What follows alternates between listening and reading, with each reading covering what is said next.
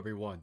I wouldn't say that this book is a masterpiece, but man, is it necessary for basic psychological education. I was in the psychology section of Indigo recently, and just book after book after book, pop psychology, hive mind idioms, repeating shit that you hear people talking about in everyday life. It's just such a disgusting and despicable place right now. In contrast, I went to the philosophy section of the same Indigo books, and the philosophy section, I usually go in there, I usually find, funny books, pop philosophy books, let's say. You can't even find a pop philosophy book anymore. I found one Hegel book, that was it, and it was so empty. And right next to it was the New Age section, next to the philosophy section.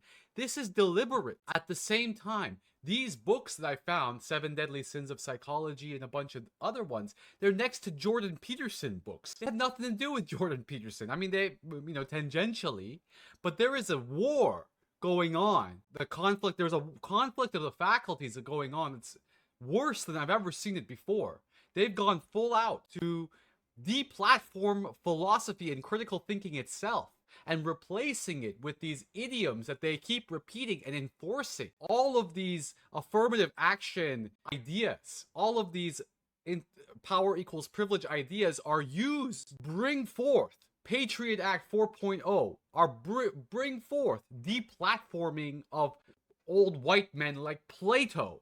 Plato already talked about all these things, and it's so crazy. And now I'm reading a bunch of these books. I'm trying to write this book that is against psychology, but I'm seeing, I have 271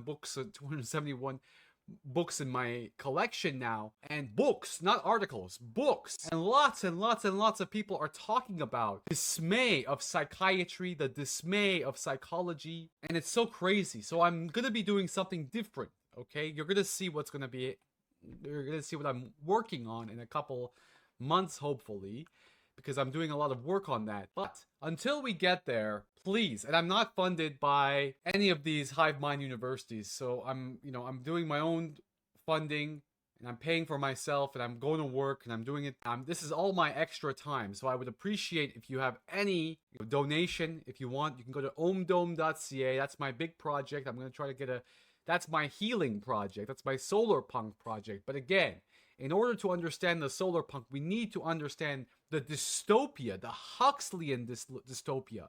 Just before I get started, there's always been a false dichotomy between, world of where we have no information and a world where we have too much information.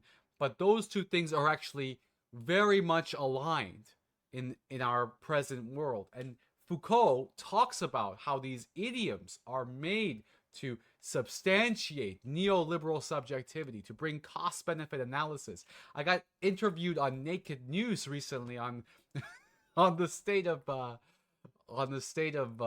dating, and I basically said, there's too much cost-benefit analysis going on, and the naked woman who was just like, what are you talking about? Like, she's just like, it's just like, what are you talking about? I hope you, I don't know, don't subscribe to Naked News, but if you want to go and see, maybe I can find a clip of it or something.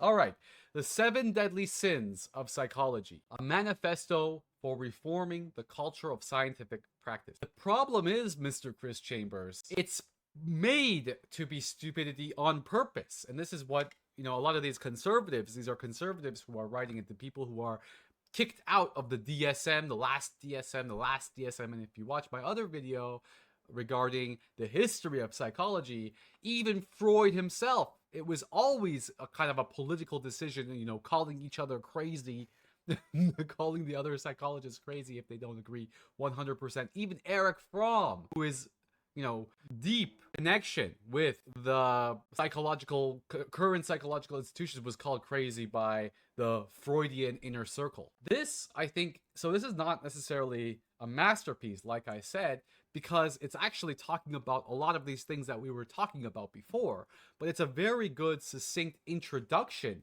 to the deadly sins of psychology. It calls it, it's not just deadly. People are in prison. People are psychiatrized. People are drugged up. There's so many problems with psychology. People can't think straight. And they have these universals. And I talked about it in my All About the Death of Love video with Bell Hooks. The same people that they have universal proclamations regarding what a healthy mental life looks like. Those universal proclamations are mostly should be, for people who are really messed up in the head, right? But it shouldn't be for people who have achieved some sort of subjectivity through some Hegelian subjectivity. And you can watch my history of mental health regimes that normalize neoliberal subjectivity to think about another way of creating your subjectivity what's not neoliberal.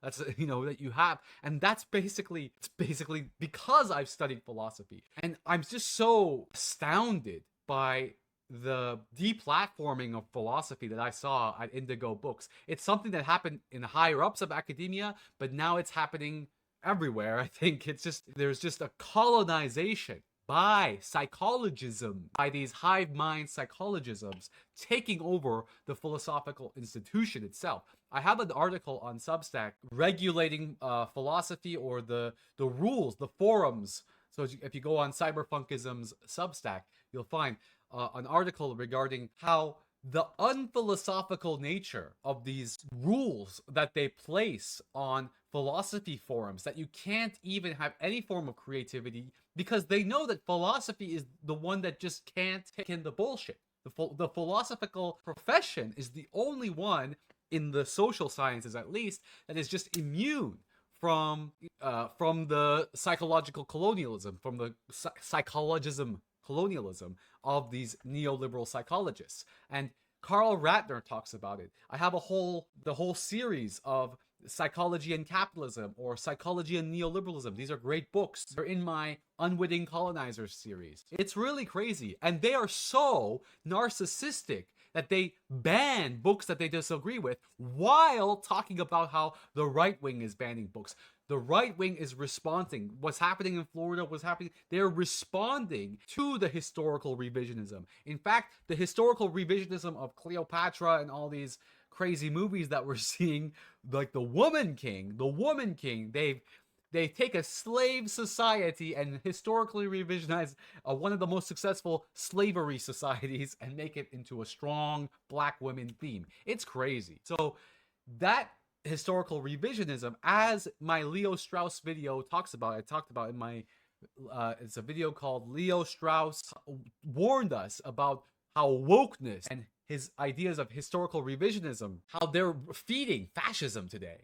And then they call then the same left wing conflates neoliberals with fascists all the time, even though they are the real neoliberals. Okay, no one's calling them fascists, but it's a really, really dystopic time that we live in. And if you're someone like me, someone who is philosophically curious, is always asking questions, I just can't accept any prepackaged idioms as a whole in itself. Every prepackaged idioms, whether it's from any discipline itself, I have to deconstruct. Okay, that's why we need Spivak. Spivak as maybe the last conscious feminist, or Bell Hooks could have been the last conscious feminist to realize what's going on, really. Bell Hooks was the one who called Beyonce whatever she did. Okay, so let's get to this book. This book, again, is not a masterpiece, but it's a very good introduction and it's very simple, I think. A very simple introduction compared to most of the videos that I do are very extremely complicated. This is a very simple spelling out of the deadly, pernicious, colonial sins of psychology. Psychology, and if you're wondering what I'm talking about, ask yourself this. We have systemic oppression, but why is academia immune from this systemic oppression? It's not. It's the central locus of this neoliberal colonialism. It's always been the central locus of colonialism. It's always come from academia. Watch my from anthropology to prescribed intersectionality videos. I'm also working on creating some of these new cyberpunk theme background, so I hope you're into it. And I'm gonna be also working on my solar punk, more positive video channel as well, because all of my videos again are just completely, everybody's just clicking on because I package these videos to show it to people that disagree with it. So it just the first thing that they do is they click report instead of clicking like. So any type of liking or sharing or whatever you can do to help get my channel, get my message out there. The message about how the left sells neoliberalism better than the right. So let's get started. I'm going to read this book.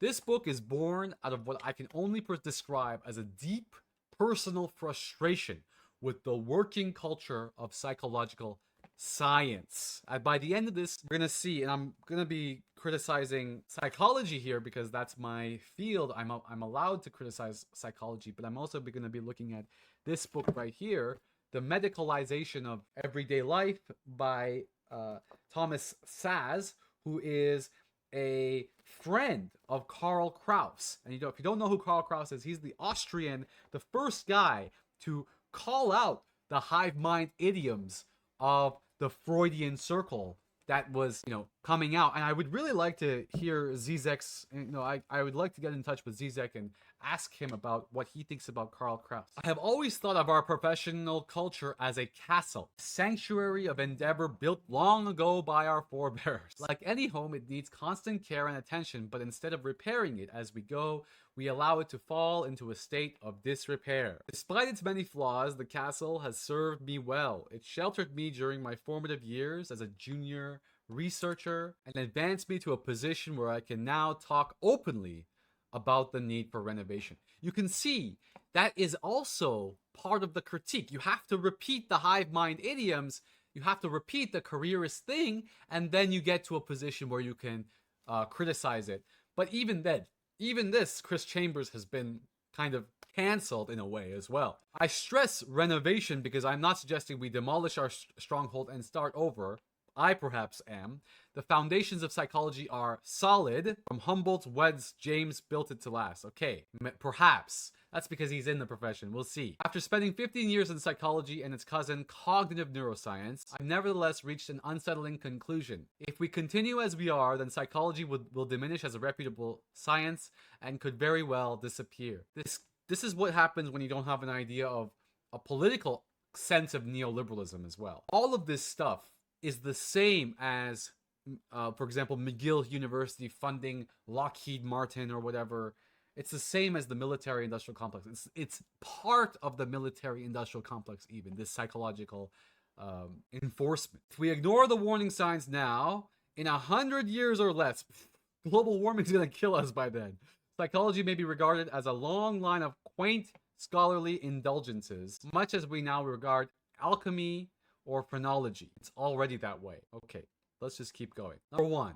The sin of bias. Human understanding, when it once adopts an opinion, draws all things else to support and agree with it. This is called post-purchasing bias. All right? When you buy something, the first thing you do is try to come up with all these rationalizations about why this object was good, even though it might not have been good to buy at all. And this is the image of it where ugly woman is looking at the mirror and seeing herself as beautiful, and a beautiful woman supposedly is looking at the mirror and seeing herself as ugly. History may look back on 2011 as the year that changed psychology forever. This is the thing, right? When you're in the profession and we're doing a whole historical study of psychology, when you have this book, right? This guy has been criticizing psychiatry, okay? A much more valid science, supposedly, than psychology. Psychiatry has been doing this, and you're gonna see even science itself is under prey of the science of the crisis of the sciences. It's called the crisis of replicability. It's called. It all began with the Journal of Personality and Social Psychology published an article called "Feeling the Future: Experimental Evidence for Anomalous Retroactive Influences on Cognition and Effect." Again, it all began for Chris Chambers. Thomas Szasz, I don't know how to say his last name, S-Z-A-S, Saz has been saying this for like 80 years now. There's so many books. He has like 50 books on this. And he's talking about psychiatry, a much more hard science. You need a medical degree for that. The paper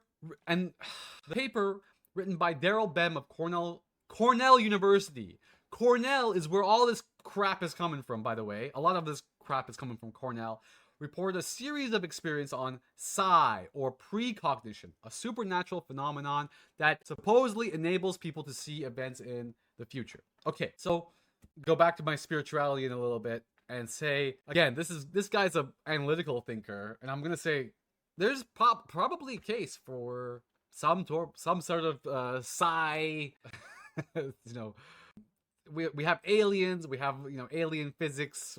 We have no idea how these UAPs are. There's probably some sort of kinetic, some other forms of energy that we don't really recognize, and perhaps these studies may be helping that. So I'm gonna just preface this in many ways as we keep reading. So this guy is a very analytic, scientific guy, so that's why this is what woke him up, rather than so many other examples that are going on. But we'll stick with it because he at least gives us a good foundation for critiquing psychology itself. And we're not critiquing psychology because I hate psychology. We're critiquing psychology because it's doing much damage in the world. It doesn't take on surplus emotional labor. What is surplus emotional labor? When we all become, and if you look at, I did an Urban Dictionary definition of surplus emotional labor. I also did an Urban Dictionary definition on collective devaluation paradox. It's a collective devaluation paradox, my own terminology that I created, where when we all doing cost-benefit analysis, people who are the capitalists in terms of emotional cost-benefit analysis, they win, whereas many of us, the majority of us, actually lose out. We all win individually, but we all lose collectively. The experiments, okay. Bem himself, as a reputable psychologist, took an innovative approach to studying psi. Instead of using discredited parapsychological methods, such as card tasks or dice, he selected a series of gold standard psychological techniques and modified them in clever ways. Okay, this is actually, one such method was reverse priming task. A typical priming task, so he took the gold standard psychological techniques, okay? Now, here's the premise. Maybe there are parapsychological things that are going on. Maybe. That's what I'm going to preface this with. But more likely what's the case is that just even the gold standard scientific techniques of psychology are under threat here. One such method was a reverse priming task. Now, priming has always been dubious for me in the field of psychology. The idea of priming, I mean, it's ethically dubious. I'm not even sure if it's scientifically valid, but that's what this is going to be talking about. In a typical priming task, people are decide whether a picture shown on the computer screen is linked to a positive or negative emotion. I've actually done this kind of test. So, for example, the participant might decide whether a picture of kittens is pleasant or unpleasant if a word that primes the same emotion is presented immediately before the picture, such as the word joy followed by the word kittens, picture of kitten. Then people find it easier to judge the emotion of the picture and they respond faster. But if the prime and target trigger opposite emotions, then the task becomes more difficult because the emotions conflict. The word murder followed by kittens. To test for the existence of precognition, Bem reversed the order of this experiment and found that primes delivered after people responded seemed to influence their reaction time. He also reported similar retroactive effects on memory. In one of his experiments, people were overall better at recalling specific words from a list that were also included in practice tasks, with the catch that so-called practice was undertaken after the recall tasks rather than before. On this basis, Bem argued that the participants were able to benefit in the past from the practice that they had completed in the future. As you might expect, Bem's results generated a flood of confusion and controversy.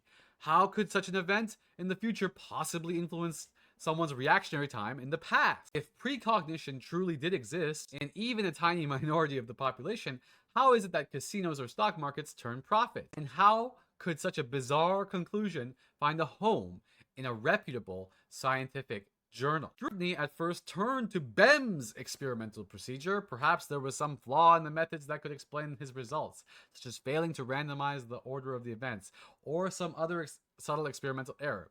But these aspects of the experiment seemed to pass muster, leaving the research community facing a dilemma. If true, precognition would be the most sensible discovery in modern science. We would have to accept the existence of time travel and reshape our understanding of cause and effect. Now, this is the crazy thing about quantum physics, is kind of doing that. So, but let's just bracket that. If you don't know what bracketing is, let's go to search philosophical notion of bracketing. But if false, Bem's result would instead point to deep flaws in standard research practices. After all, if accepted practices could generate such nonsensical findings, how can any published findings in psychology be trusted? And so psychologists faced an unenviable choice between, on the one hand, accepting an impossible scientific conclusion, and on the other hand, swallowing an unpalatable professional reality. The scientific community was instinctively skeptical of Bem's conclusion. Now, there's a bunch of Jungians that probably just went with the unscientific thing. Responding to a preprint of the article that appeared in late 2010, the psychologist Joachim Kruger said, "My personal view is that this is ridiculous and can't be true. After all, extraordinary claims require extraordinary evidence. And despite being published in a prestigious journal, the statistical strength of Bem's evidence was considered far from extraordinary. Bem himself realized that his results defied explanation and stressed the need for independent researchers to replicate his findings. Yet doing so proved more challenging than you might expect. One replication, and this is the replication crisis, attempt by Chris French and Stuart Ritchie showed no evidence whatsoever of precognition, but was rejected by the same journal that published Bem's paper. In this case, the journal didn't even bother to peer review French and Ritchie's paper before rejecting it, explaining it that does not publish replication studies, whether successful or unsuccessful. What the heck? This decision may sound bizarre, as we will see. Contempt for replication is common in psychology compared with other more established sciences. The problem is that even those more established sciences, especially psychiatry, are also bound to these things. And please watch my video on glyphosate to have an understanding of how psychology or just how sciences are bound to neoliberalism. And with all of these justifications, moralizations, normalizations of commodification, again, it's not the commodification that's the problem. It's the moralization, justification, and normalization of commodification that is the problem. The most prominent psychology journals selectively publish findings they consider to be original, novel, neat, and above all positive. This publication bias, this is the thing, right? We're going to be adding more and more biases. So I have a couple biases that we already talked about. We had a couple biases. I can't even keep track of the biases anymore. Now we are at the publication bias, also known as the file drawer effect, means that studies that fail to show statistically significant effects or that reproduce the work of others have such a low priority that they are effectively censored from the scientific record. Censored from the scientific record. They either end up in the file drawer or are never conducted in the first place. Publication bias is one form of what is arguably the most powerful fallacy in human reasoning. Confirmation bias.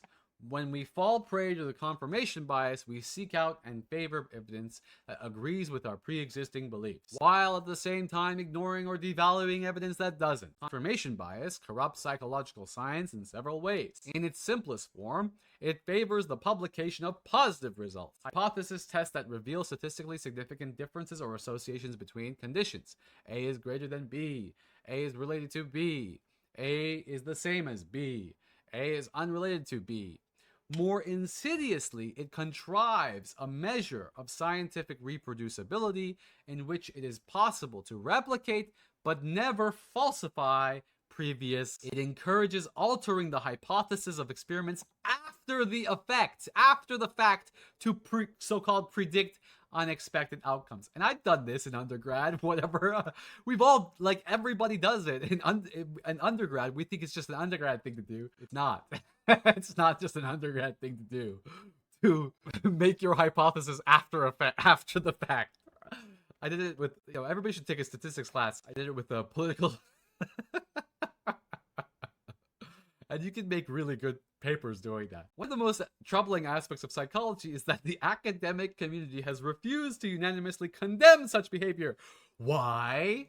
It's endemic. They're all doing it. The professors are doing it. The professors tell the teachers to do it. The professors tell the students to do it. And we have the gall to pretend like we're better than these villagers. Living in the villagers is my term for these. On the contrary, many psychologists acquiesce practices and even more embrace them as survival skills in a culture where we must publish or perish. There's the neoliberalism. Publish or perish. Within months of appearing in a top academic journal, and this is why we are just have so much academic inflation. If somebody tells you that they have a degree in whatever, it doesn't fucking matter. Where's the work? What do you do? Read my work. Carrying over the burdens of trace. I worked 10 years on my master's degree. I could have done it in a year if I wanted to, but I'm no careerist. I want to do something that matters. That's why I'm in philosophy. What matters was the main question that I had in my first year of master's. It took so long to finish. Within months of appearing in a top academic journal, BEM's claims about... And then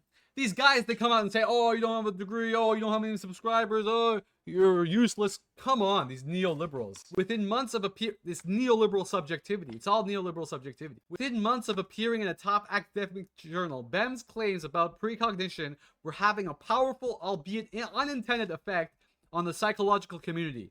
Established methods and accepting publishing practices fell under renewed scrutiny for producing results that appear convincing but are almost certainly false. Or there is like this panpsychic, we're able to tell the future. That's possible too. I'm always possible to the spirituality aspect of it, but that's not what we're talking about here.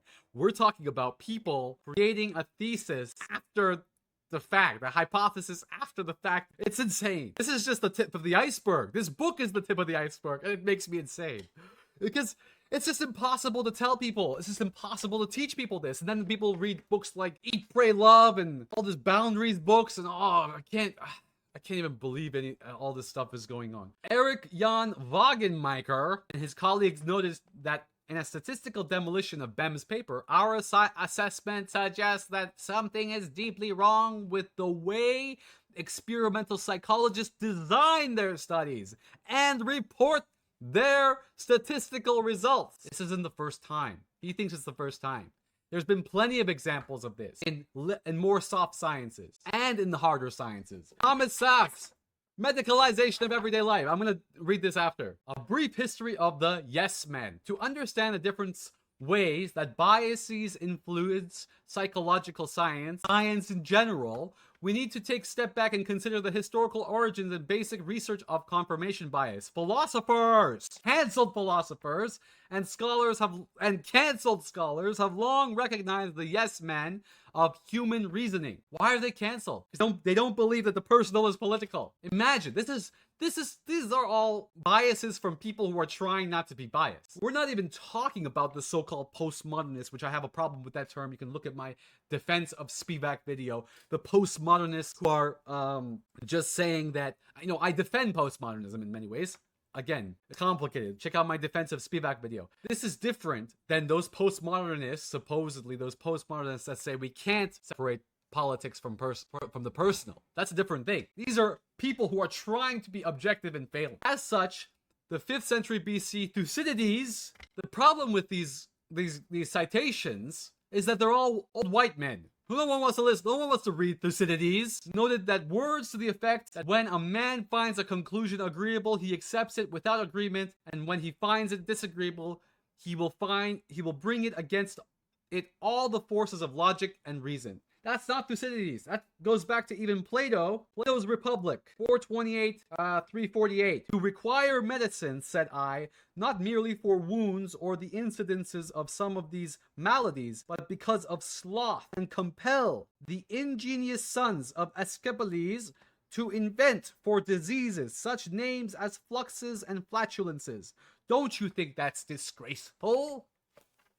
Plato already said everything. That's why they don't have Plato at the Indigo books anymore. Because they can't sell anything if I say Plato already said everything. Go read Plato. There is no originality. If I say there is no originality, who's gonna write all these goddamn stupid books in pop psychology section? Okay, so Thucydides here. Similar testaments were echoed by Dante, Bacon, and Tolstoy. Other old white men that nobody fucking reads. I mean, I'm here defending reading Heidegger and Thomas Mann and all these straight up Nazis. So I'm like, yeah, we should read Heidegger, but that's like a controversy in the thing too. We should read Foucault. By the mid 20th century, the question had evolved from one of philosophy to one of science, as psychologists devise ways to measure confirmation bias in controlled laboratory experiments. Since the 50s, a convergence of studies has suggested that when people are faced with a set of observations, data, and possible explanation, hypothesis, or information, they favor tests of the hypothesis that seeks to confirm it rather than falsify it. Publish or perish. No one wants to perish. I want to publish. Formally, what this means is that people are biased towards estimating the probability of data if a particular hypothesis true, rather than the opposite probability of it being false. P data, negative hypothesis, P data, positive hypothesis, whatever. In other words, people prefer to ask questions to which the answer is yes, ignoring the maxim of the philosopher George Heinrich von Wright that no confirming instances of a law is a verifying instance, but any disconforming instance is a falsifying instance. That's one of the theses of my book, that psychologists and psychiatrists need philosophical education. You shouldn't be able to become a psychologist or psychiatrist if you don't have a BA in philosophy. Psychologist Peter Wason was one of the first researchers to provide laboratory evidence of confirmation bias. That's my theory, by the way. I think that people need it's necessary to have a philosophical education. Again, I'm going to go back to this thing. I thought that I was under this, my own bias, thinking, wow, great, now that all this AI stuff is out and I can create whatever I want, philosophy has become the most important profession. They're doing even more to cancel it. It's a fucking modern, watch my video, modern conflict of the faculties. Psychologist Peter Wason was one of the first researchers to provide laboratory evidence of confirmation bias. In one of those several innovative experiments conducted in the 60s and 70s, he gave participants a sequence of numbers, 2, 4, 6, and asked them to figure out the rule that produced it. In this case, 3 numbers increasing order of magnitude. Having formed a hypothesis, participants were then allowed to write down their own sequence, after which they were told whether their sequence was consistent or inconsistent with the actual rule. Wason found that participants showed a strong bias to test various hypotheses by confirming them, even when the outcome of doing so failed to eliminate plausible alternatives, such as 3 even numbers. Wason's participants used this strategy despite being told in advance your aim is not simply to find numbers which conform to the rule, but to discover the rule itself. This is called blind spot bias. You think you're not affected by the biases, even when they tell you to be affected by the biases. Since when, many studies have explored the basis of confirmation bias in a range of laboratory-controlled situations. Perhaps the most famous of these ingenious was the selection task, which was developed by Wason in 1968. Okay, pause. I tell all my students, go on the Wikipedia page of the biases and start learning them.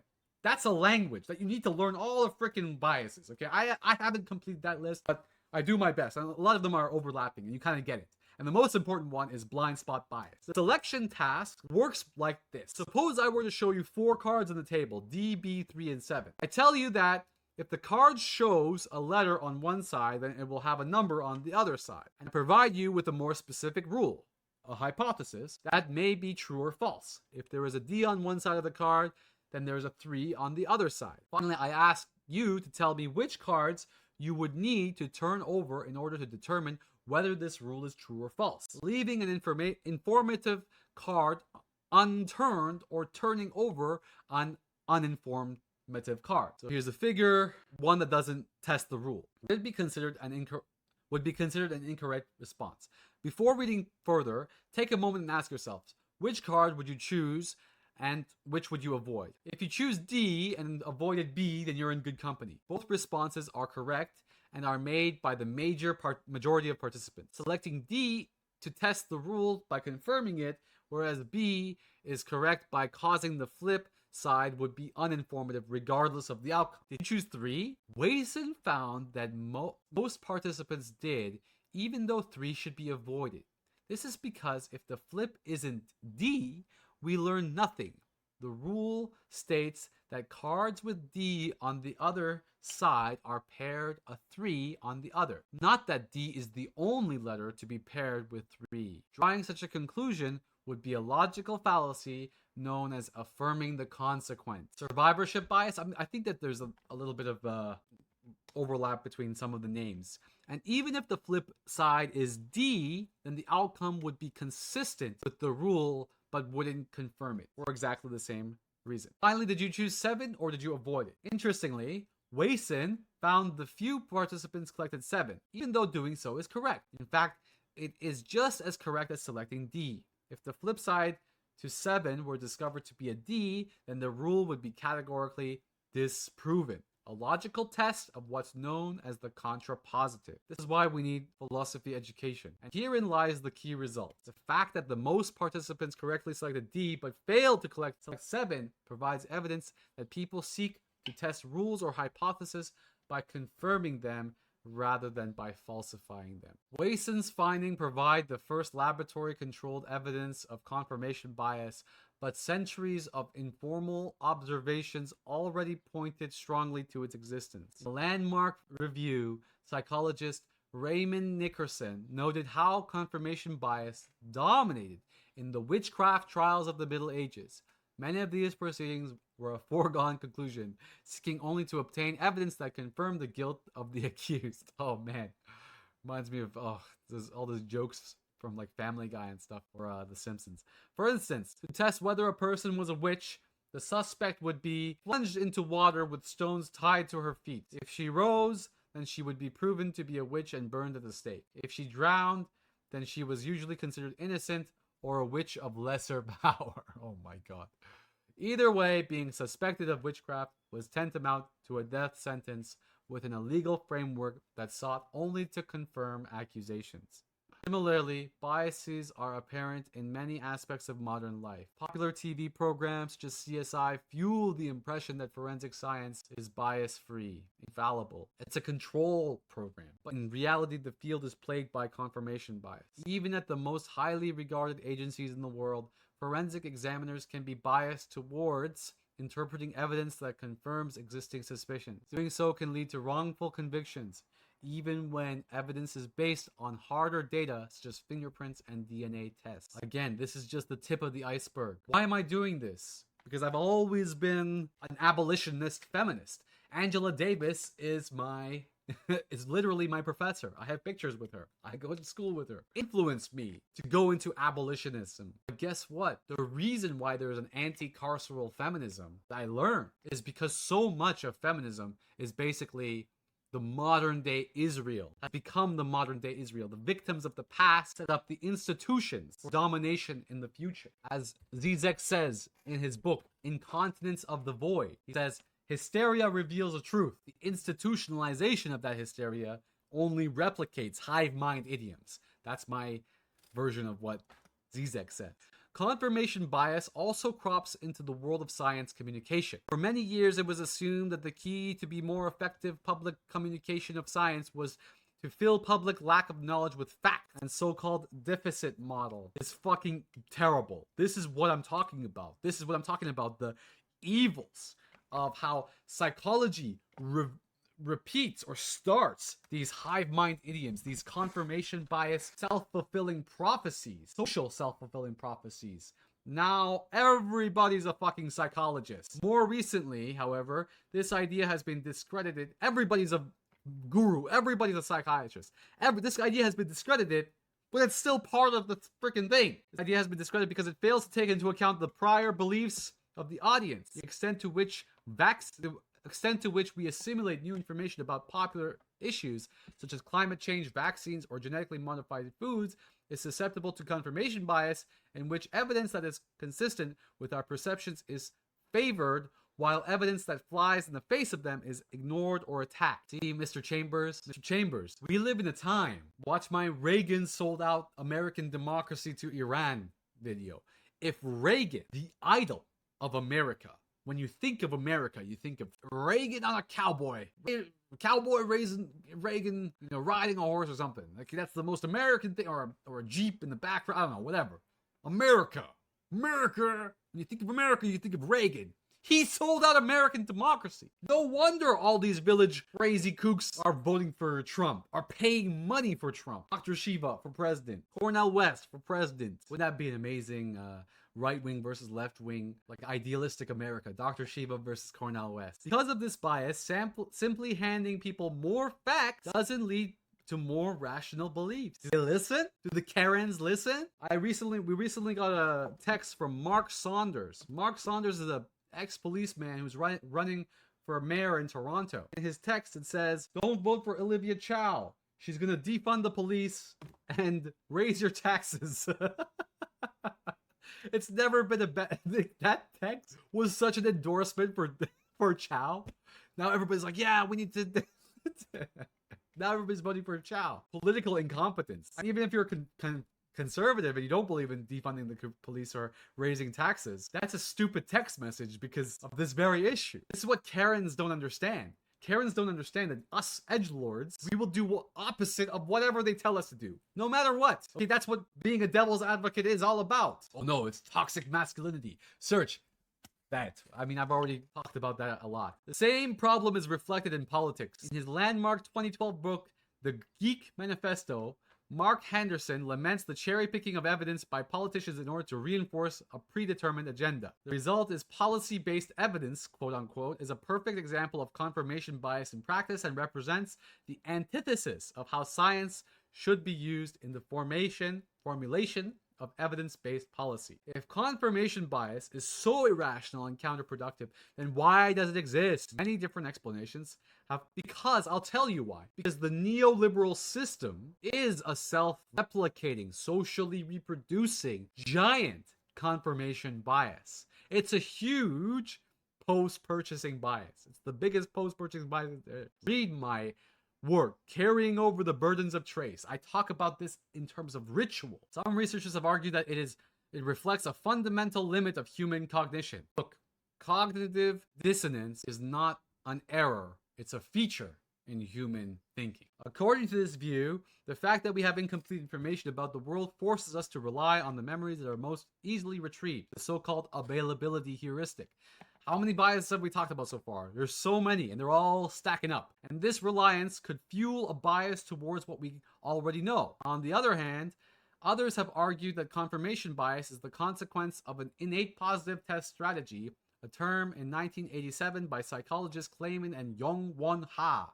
We already know that people find it easier to judge whether a positive statement is true or false. There are apples in the basket. Compared to a negative one, there are no apples in the basket. You go back to Zizek. Coffee without milk. Because judgments of presence are easier than judgments of absence. It could be, that's why we need Lacan here. I'm becoming more and more of a Lacanian here. It could be that we prefer positive tests of reality over negative ones. By taking the easy road, this bias towards positive thoughts could lead us to wrongly accept evidence that agrees positively with our prior belief. Against this backdrop of explanations of why irrational bias is so pervasive, psychologists Hugo Mercer, Dan Sorber have suggested that confirmation bias is in fact perfectly rational in a society where winning arguments is more important than establishing truth. Neoliberal society. Throughout our upbringing, we are taught to defend and justify the beliefs that we hold, unless so to challenge them. That's why we need a philosophical education. By interpreting new information according to our existing preconceptions, we boost our self-confidence and can argue more convincingly, which in turn increases our chances of being regarded as powerful and socially privileged. This observation leads us to an obvious proposition. If human society is constructed so as to reward the act of winning rather than being correct, winning, who would be surprised to find such incentives mirrored in scientific practices? Neophilia, when the positive and the new trump the negative but true. Core, and that's the thing, right? I'm all negative here. on my Cyberphunkisms channel. That's why I had to make a new channel, Solarphunkisms, and just talk about positive things so I don't get disliked. And the core of any researcher's psychological career, and indeed scientists in general, is the rate at which they publish empirical articles in high quality peer reviewed journals. Publish or die. Since the peer review process is competitive, extremely so, publishing in the most prominent journals equates to a form of winning in the academic game of life. Journal editors and reviewers assess submitted manuscripts on many grounds. I mean, I have friends that come to me and be like, let's publish this, I'm like, what are we working on here? We need to.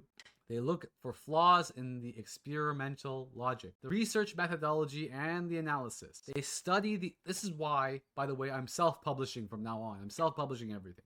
Okay? They study the introduction to determine whether the hypotheses are appropriately grounded in previous research. They scrutinize the discussion to decide whether the paper's conclusions are justified by the evidence. But reviewers do more than merely critique the rationale, methodology, and interpretation of the paper. They also study the results themselves. How important are they? How exciting? How much have we learned? Is it a breakthrough? One of the central and lamentable truths in psychology is that exciting, positive results are a key factor for publishing, often a requirement. The message to researchers is simple. If you want to win, publish as many papers as possible in which you provide positive novel results. Again, Leo Strauss talks about the difference between academics, the intelligentsia, or intelligence and academics. I don't know if intelligentsia is the word.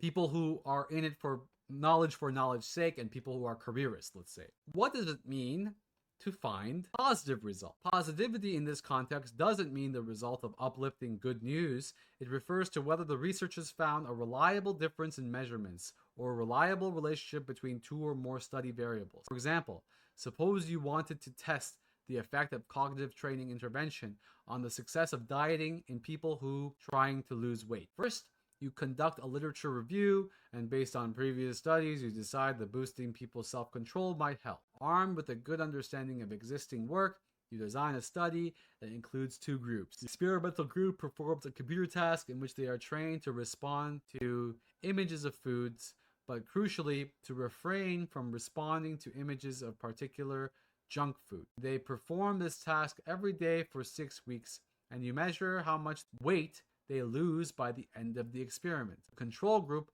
does a similar task with the same images, but responds to all of them, and you might measure weight loss in that group as well. The null hypothesis in this case is that there should be no difference in weight loss.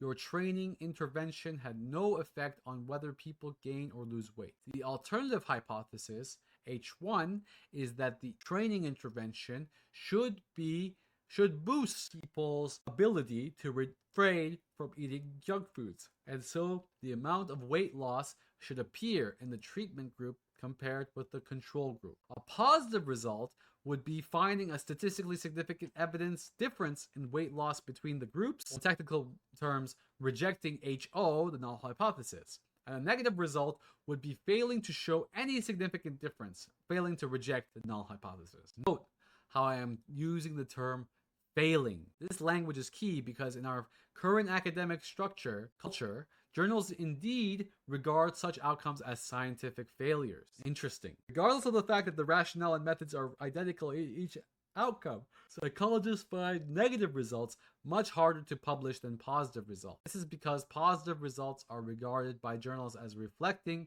a greater degree of scientific advance and interest to readers. As one journal editor said, some results are just more interesting and important than others. If I do randomized trials on a novel intervention based on a long shot and find no effect, that is not great leap forward. However, if the same study shows a huge benefit, that is more important finding. This publication bias towards positivity, I use that word, because of all this CBT stuff, also arises, and I'm a big fan of CBT, also arises because of the nature of conventional statistical analysis in psychology. I'm a big fan and critic of CBT. Using standard methods developed by Neyman and Pearson, positive results reject the null hypothesis in favor of the alternative hypothesis. This statistical approach called null hypothesis significance testing estimates the probability P of an effect of the same or greater size being obtained if the null hypothesis were true. Crucially, it doesn't estimate that the probability of the null hypothesis itself being true. P values estimate the probability of giving effect or more extreme arising given the hypothesis, rather than the probability of particular hypothesis given the effect. This means that while a statistically significant effect by contention P is negative 0.5 allows the researcher to reject the null hypothesis, a statistically non-significant result P is greater than negative 5 doesn't allow negative 0.5 doesn't allow the researcher to accept HO. All the researcher can conclude from a statistically non-significant outcome is that HO might be true, or that the data might be insensitive. The interpretation of statistical non-significance effect is therefore inherently inconclusive. Consider the thought process that creates in the minds of the researchers. If we can't test directly whether there is no difference between experimental conditions, then it makes little sense to design an experiment in which the null hypothesis would be the focus of interest. There should just be a school for that. Instead, psychologists are trained to design experiments in which findings of interest would always be positive. This bias in experimental design, in turn, means that students in psychology enter the research career reciting the mantra of never predict the null hypothesis. And he says mantra, I say hive mind idiom. If researchers can never predict the null hypothesis, and if positive results are considered more interesting than journals than negative results, the inevitable outcome is a bias in which the peer-reviewed literature is dominated by positive findings that reject HO in favor of H1 to ensure that they keep winning in the academic game. Researchers are thus pushed into finding positive results that agree with their expectations, a mechanism that incentivizes and rewards confirmation fucking bias. All this might sound possible in theory, but is it true? Psychologists have known since the 1950s that journals are predisposed towards publishing positive results, but historically they have been rewarded by the neoliberal system and by their careerist ends and by the cigarette industries that pay psychologists. It is difficult to quantify how much publication bias there really is in psychology. I'm going to say 100%. One of the most compelling analysis was reported in 2010 by psychologist Daniel Fanelli from the University of Edinburgh. I love the University of Edinburgh.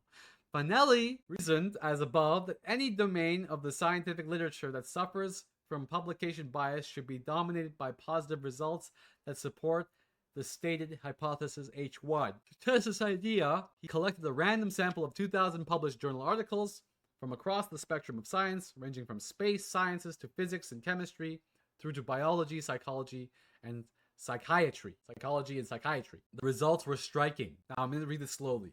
Across all the sciences, positive outcomes were more common than negative ones. Even for space science, which published the highest percentage of negative findings, 70% of sampled articles supported the stated hypotheses. Crucially, this bias was highest in psychology, topping out at 91%. Remember, we're still at the tip of the iceberg here of what's wrong with psychology. It is ironic that psychology, the discipline that produced the first empirical evidence of confirmation bias, is at the same time the most vulnerable to confirmation bias. It's the same thing with psychology, being the discipline that has to distinguish between madness and civilization. Freud, in his inner circles, would point out to other people and be like, you're crazy. The drive to publish positive results is a cause of publication bias. It still explains only half the problem. This is why we just need funding for research, actual funding for research, funding for actual researching. The other half is the quest for novelty. I'm not going to talk about quest for novelty because it's found in journalism. It's pretty much everything is novelty, and that's pretty much easy to understand. At this point, you might ask, what's wrong with novelty? After all, what's wrong with novelty is that everything has already been said in Plato already. Originality is difficult. By valuing novelty, aren't journals simply valuing discovery?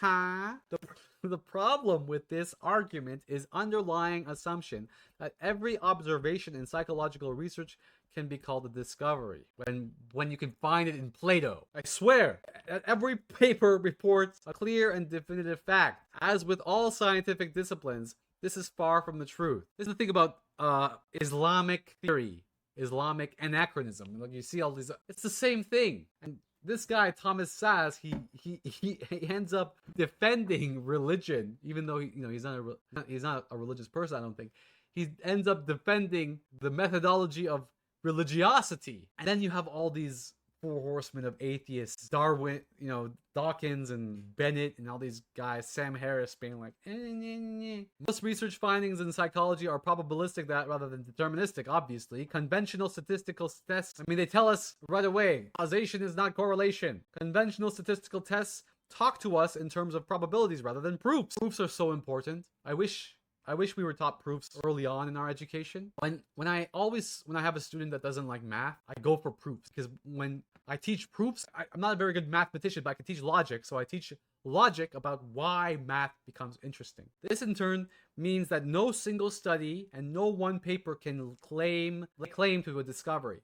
Discovery depends wholly and without exception on the extent to which the original results can be repeated or replicated by other scientists, and not just once but over and over again. And here we reach the crux of the argument in terms of getting deeper and deeper in the iceberg. For example, it would not be enough to report only once that the particular cognitive therapy was effective at reducing depression.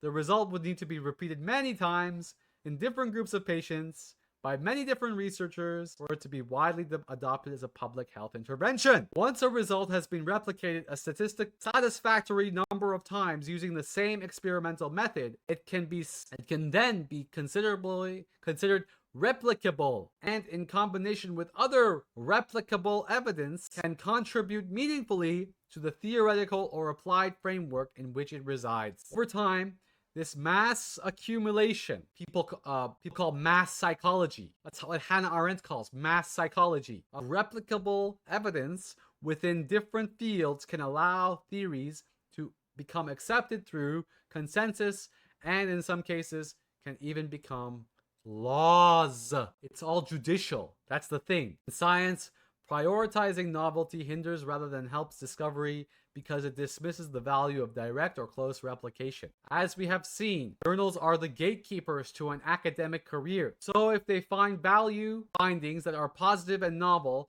why would scientists ever attempt to replicate each other? Under a neophilic incentive structure, direct replication is disregarded as boring, uncreative, and lacking in intellectual prowess. Yet even in a research system dominated by positive bias and neophilia, psychologists have retained some realization that reproducibility matters. So, in place of unattractive direct replication, the community has reached for an alternative form of validation in which one experiment can be said to replicate the other. Replicate the key concept of or theme of another by following a different novel experimental method, a concept known as conceptual replication.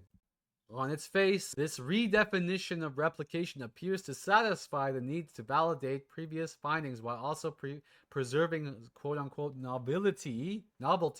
Unfortunately, all it really does is mask. All it really does is introduce an entirely new pernicious form of confirmation bias in methodology itself. The confirmation bias in methodology itself. Replicating concepts instead of experiments. In 2012, a professor at Yale, John Bargh, launched a stinging public attack on a group of researchers who failed to replicate one of his previous findings. The study in question, published Bargh and colleagues in 1996, reported that priming participants unconsciously to think about concepts related to elderly people, words such as tired, wrinkled, and old, caused them to walk more slowly when leaving the lab at the end of the experiment. Based on these findings, Bargh claimed that people are remarkably susceptible to automatic effects of being primed by social constructs. Bargh's paper was an instant hit, cited more than 3,800 times. This is just one example. Within social psychology, it spawned a whole generation of research on social priming, which has since been applied in a variety of different contexts. Because of the impact of the paper achieved,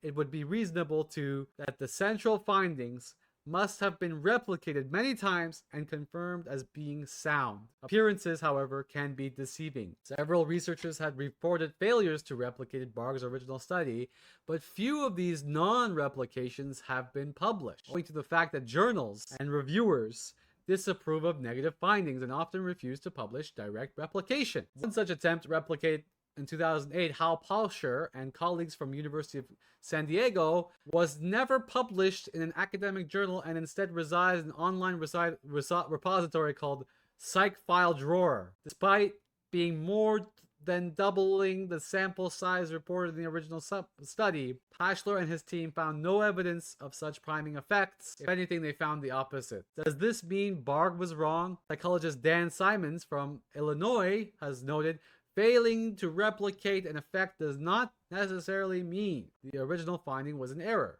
Non-replications can emerge by chance, can be due to subtle changes in experimental methods between studies, or can be caused by poor methodology of the researchers attempting the replication. Thus, non-replications are themselves subject to the same tests of replicability as the studies they seek to replicate. Nevertheless, the failed replication raised a question mark over the status of Barg's original study and hinted at the existence of an invisible file drawer of unpublished failed replications. In 2012, another of these attempt to replicate came to light when Stephen Doyen and colleague from University of Cambridge, Université Libre de Brussels, also failed to replicate the undoubtedly priming effect. Their article appeared prominently in the peer-reviewed journal PLOS ONE, one of the few outlets worldwide that explicitly renounces neophilia and publication bias. The ethos of PLOS ONE is to publish any methodologically sound scientific research, regardless of subjective judgments as to its perceived importance or originality. Subjective judgment. In other words, Doyen and colleagues not only failed to replicate Barg's original findings, but also provided an alternative explanation for the original effect. Rather than being doomed to priming manipulation, it was experimenters themselves who unwittingly induced the participants to walk more slowly by behaving differently or even revealing the hypothesis. Response from Barg was swift and contemptuous. In a highly publicized blog post, psychologytoday.com. These fucking psychologists are all crazy. I'm telling you, they're all fucking calling each other crazy all the time. In these academic, fuck Psychology Today. Fuck the whole thing. Entitled Nothing in Their Heads. Doyen and their colleagues is incompetent or uninformed. Let's take a look. Nothing in Their Heads. Psychology Today. Taken down by Psychology Today. Scientific integrity in the era of pay-as-you-go publications and superficial online science journalism. Yeah! Dude! What prompts the return of the blog in a recent titled Behavioral Priming by Stephen Doyen, Oliver Klein, and Axel Clearmans? The research reported that they clearly could not replicate our lab's 1996 finding. The stereotype of the elderly caused participants to walk slowly when leaving the experiments.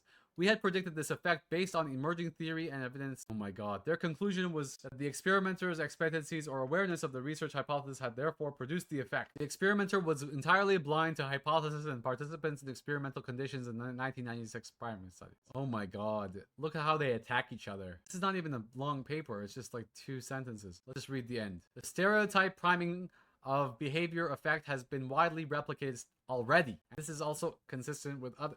Then why was this paper taken down, Barg? Like many scientists, I take the long view and continue to have faith in science. Oh, that's a key. Oh my goodness. As a cumulative process, I have faith. Have faith in the science. With participant studies that vary, these people are fucked up. Why did they become psychologists in the first place? Because they're fucked in the head. They're fucking narcissists. And when another fucking... They call each other narcissists. That's fucking... They've been doing this since Freud. I gotta read some Scientology critiques of psychology now. I think it would be kind of more valid. The thing is, I've been getting into debates with, people on Twitter as well. These psychologists on Twitter. I don't understand why people go on Twitter to not have debates with people that they disagree with. Nothing in their heads. He attacked as incompetent and ill-informed. Incompetent and ill-informed. Let's see. Therefore, Doyen and his findings, not ours, that are the not what they seem. They take home lessons for science bloggers and their readers is that there are reasons for failures to replicate other than the invalidity of original published study. Incompetent or ill-informed researchers performing the replication is another reason. Oy. Where's my popcorn? As a philosopher, when all these guys are fighting, this is great. The whole thing needs to be fucking thrown out, in my humble opinion. Or start researching the we need null hypothesis university. Or engaging in superficial online science journalism, and plus one as a journal that quite obviously does not receive the usual high scientific journal standards of peer-reviewed scrutiny. Amid a widespread backlash against Barg, his blog post was swiftly and silently deleted, but not before igniting a fierce debate about the reliability of social priming research and the status of replication in psychology more generally. In physics, I don't know where I heard this story, but there was a story in physics where some kid in physics, came up with a new theory, and this old professor who's been working on that same theory for like 50 years, he was the first to congratulate him for debunking his 50 years of work. That doesn't happen in psychology. These fucking psychologists are fucked in the head. A lot of them. I've had good psychologists, I'm sorry, but philosophy-trained psychologists. I've had psychologists that didn't know who Kafka was. That's the most Kafka-esque thing I've ever seen. I've known psychologists who didn't know who Kafka was. Doyen's article and the response it generated didn't just question the authenticity of the elderly priming effect. It also exposed a crucial disagreement about the definition of replication. Some psychologists, including Barg himself, claimed that the original 96 study had been replicated at length, while others claimed that it had never been replicated. How is this possible? The answer, it turned out, was that different researchers were defining replication differently. Those who argued that the elderly priming effect had never been replicated were referring to direct replications. Studies that repeat the method of previous experiment is like the strong replication, the strong argument, and the weak argument. At the same time, this is why, again, philosophical education is important. Stop strawmanning the other person. We live in a strawmanning culture. At the same time of writing, Barg's central finding has been directly replicated just twice, in each case with only partial success. In the first attempt, published 6 years after the original study, the researchers showed the same effect, but only a subgroup of participants who scored high on self-consciousness. Second attempt, publishers found 4 years later a different group of authors showing that the priming elderly concept slowed walking only in participants who held positive attitudes about elderly people. Those who harbored negative attitudes showed the opposite effect. Interesting. That's a good qualification. Whether these partial replications are themselves replicable is unknown. But as well as we will see, hidden flexibility in the choices researchers make when analyzing their data can produce spurious differences where none truly exist. In contrast, those who argued that elderly priming effect had been replicated many times were referring to the conceptual replication. The idea of the principle of unconscious social priming demonstrated in Barg's 1996 study had been extended and applied in many other contexts. Yeah, I've even cited some of these things. But I go at it spiritually again. I think there is some spiritual thing, but I qualify all the time. I say this is a spiritual argument. I don't know. In later blog posts at psychologytoday.com, Psychology Today is the worst freaking website, called Priming Effects Replicate Just Fine, Thanks. Barg referred to some of these conceptual replications in a variety of social behaviors, including attitudes and stereotypes unrelated to the elderly. The logic of conceptual replication is that if any experiment shows evidence for a particular phenomenon, you can replicate it by using different methods. Psychologist Rolf Zwan argues that conceptual replication has a legitimate role in psychology, and indeed all sciences, to test the extent of which particular phenomenon depend on specific laboratory conditions and to determine whether they can be generalized to new contexts. The current academic culture, however, has gone further than merely valuing conceptual replication. It has allowed it to usurp direct replication. As much as we agree about the importance of converging evidence, we should also be seeking it out at the expense of knowing whether the phenomenon being generalized exists in the first place. As much as we all agree about the importance of converging evidence, should we be seeking it out at the expense of knowing whether the phenomenon being generalized exists in the first place? Confirmation bias in itself. A reliance on conceptual replication is dangerous for 3 reasons. The first is the subjectivity. A conceptual replication can hold only if different methods used in two different studies are measuring the same phenomenon. If this is the case, some evidence must exist that they are. Even if we meet the standard, this raises the question of how similar the methods must be for a study to qualify as being conceptually replicated. Who decides and by what criteria? Whatever I feel like, you know? A second problem is that the reliance on conceptual replications risks becoming unreplicated in the future. To illustrate how this could be happening, suppose we have 3 researchers, Smith, Jones, and Brown, who publish 3 scientific papers in sequence. Smith publishes the first paper showing evidence for a particular phenomenon. Jones then uses a different method to show the evidence for a phenomenon that appears similar to the first one that Smith discovered. The psychological community decides that the similarity crosses some subjective threshold and so concludes that Jones conceptually replicates Smith. Now enter Brown. Brown isn't convinced that Smith and Jones are measuring the same phenomenon and suspects that they are in fact describing different phenomena. Brown obtains evidence suggesting that this is indeed the case. In this way, Smith's findings that was previously considered replicable by Jones now assumes the bizarre status of becoming unreplicated. Interesting. Finally, conceptual that's the problem is with unreplication is that it's already published or perished and it's already in psychology today, and hundreds of psychologists are talking about it. Millions of people have internalized those hive mind idioms. Popular psychology version of it, the simple version of it. Oh my goodness. That's my problem as a philosopher who has to deal with this shit, who doesn't moralize the commodification of my emotional labor, who gives every human being I have the benefit of the doubt because I'm raised as a philosopher, compared to the people who commodify education itself, who are justified, moralizing, and who are the people who are the freaking psychologists themselves. That comes from the psychology itself. These are fucking crazy ideas. They're killing solidarity. That's what neoliberal psychology is meant to do, to have us conform to the greater system. It's a giant confirmation bias cloud. Finally, conceptual replication fuels an obvious confirmation bias. There we go. When 2 studies draw similar okay, we don't have to talk about confirmation bias within confirmation bias anymore. Reinventing history. So far, we have seen how confirmation bias influences psychological sciences in 2 ways. Through pressure to publish results, novel and positive, and by ousting direct replication in favor of bias-prone conceptual replication. Third, and especially insidious manifestation of confirmation bias can be found in the phenomenon of hindsight bias. Hindsight bias is a form of creeping determinism in which we fool ourselves and others into believing that an observation was expected even though it actually came as a surprise. And here we get to, and reinventing history, this is again, historical revisionism. It may seem extraordinary that any scientific discipline should be vulnerable to fallacy attempts to reinvent history. Now look at this one. I can't stop looking at this. I can't stop looking at this. Just take in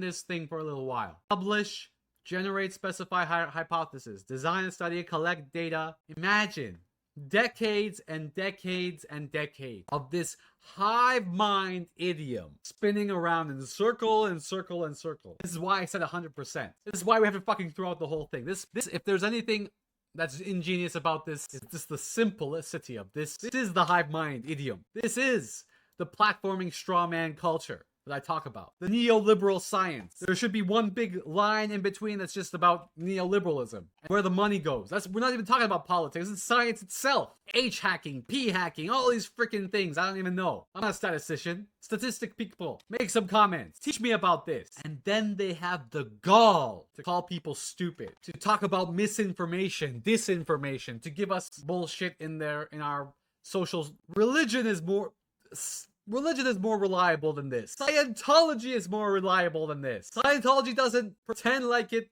doesn't do this. Religions say they're religious. I mean, they at least say it. They qualify most of the time. At least any religion that wants to be any religion that wants to actually convince people. Religions qualify. Exegesis is more more valid than this. The hypothetic deductive model of the scientific method is compromised by a range of questionable research practices. Lack of republication impedes the elimination of false discoveries and weakens the evidence-based underpinning theory. Low statistical power increases the chances of missing true discoveries and reduces the probability of obtained positive effects are real. Exploiting researcher degrees of freedom manifests in two general forms: collecting data until analysis returns statistically significant effects, and selectively reporting analysis and reveal desirable outcomes. This is what I love about this. I could never simplify this. Watch my neoliberal science and glyphosate video. Go on my YouTube, type neoliberal science. If you go on YouTube itself, it's gonna be, because all of my YouTube is, I don't know what to say about this. I'm just so, the first time I've been looking at this for like so long. I just want to cry because people are suffering because of this. The medicalization of everyday life. We're going to take a look at this book after. Like and subscribe. Publication bias. We're not even talking about neoliberalism. Lack of data sharing. Harking. Unfortunately, much psychological research seems to pay little heed to these aspects. H-harking. Hypothesizing after the results. How prevalent is harking? I'm telling you. In undergrad, I did it. Careerism and harking come together. There's no point in even talking about any of this. If confirmation bias is so much a part of human nature, this is how psychologists deal with it. Oh, it's a part of human nature. No, it's not human nature. It's a system. It's a ritual. It's a collective ritual of neoliberalism, carrying over the burdens of trace. Read my master's degree paper, even though I probably cited some of this stuff. In an academic culture that prizes novel results that conform to our expectations, is there any real chance of reform? No! Remember, he hasn't even touched on neoliberalism yet. The tide is turning. So we don't have to get into all the ways that we take shortcuts to publish things. I want to skip the conversation or go on a tangent here and just talk about the arrogance of scientism. They are even coming out and saying scientism, which is a problem I have, is a way of dismissing science itself. The pill shaming. Check out the hashtag pill shaming, where I make correlation, okay, between the hive mind idioms of pill shaming and all the other shamings that we have. They're fucking hive mind idioms. There's no better way to explain this. A culture of hive mind idioms. A culture of people repeating shit that other people say. Culture of agreeability to the neoliberal order. This is just tip of the iceberg. Chapter 4. I'm just going to skip to this one. He has a bunch of these problems. Data sharing, and that's basically the thesis of the whole book. Let's talk about this. To all these benefits, a critic might respond, sure, anyone can see how data sharing benefits science. But what about me as an individual researcher?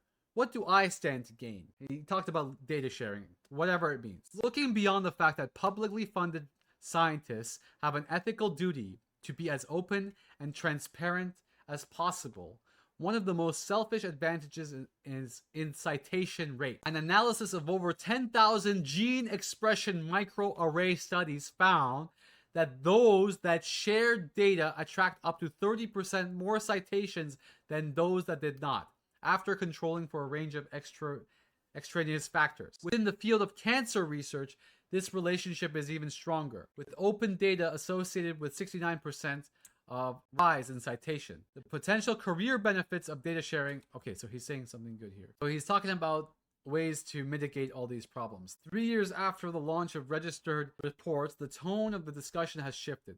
The storm of personal attacks has subsided, and the opposition, because now they're just canceled, and the opposition from many traditionalists appears to have softened. The debate is far from over, but important progress has been made. Some who initially resisted the initiative have become supporters, and we are seeing completed examples of registered reports now appearing in the literature. At the time of writing, 40 journals have adopted the format, and not just in psychology, but neuroscience and cancer biology, empirical counting, nutrition research, political science, and psychiatry. So there are possible.